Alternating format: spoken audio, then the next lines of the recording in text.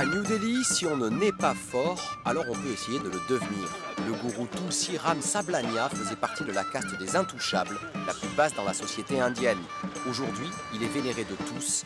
Grâce à la tradition ancestrale de la lutte, il est parvenu à se frayer un chemin vers la liberté. Je suis le premier intouchable à être devenu un gourou. J'étais très bon en lutte. J'avais beaucoup de problèmes avec les gens de la haute caste dans mon village.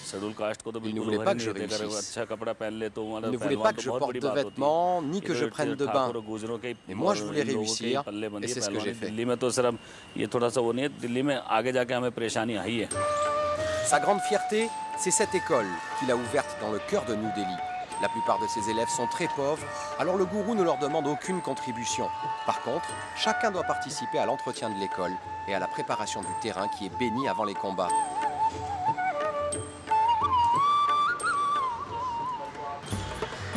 Désormais, il enseigne à plus d'une centaine de lutteurs, jeunes et moins jeunes. Souvent, il participe activement aux entraînements, ce qui ne l'empêche pas de garder un œil vigilant sur le respect.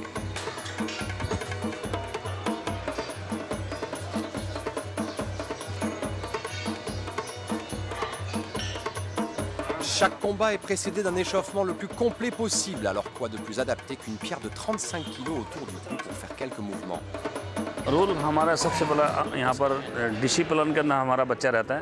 Ils doivent suivre les règles du mud ground.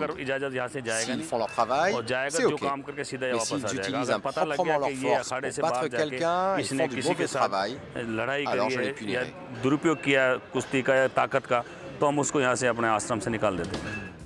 Tulsi a été champion de nombreuses fois. Aujourd'hui, malgré les années passées, il n'hésite pas à montrer ce dont il est encore capable.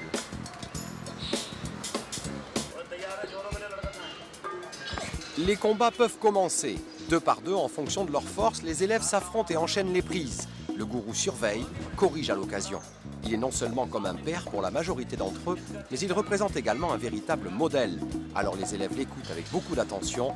C'est pour beaucoup d'entre eux le seul espoir de gagner un jour peut-être un peu plus d'argent.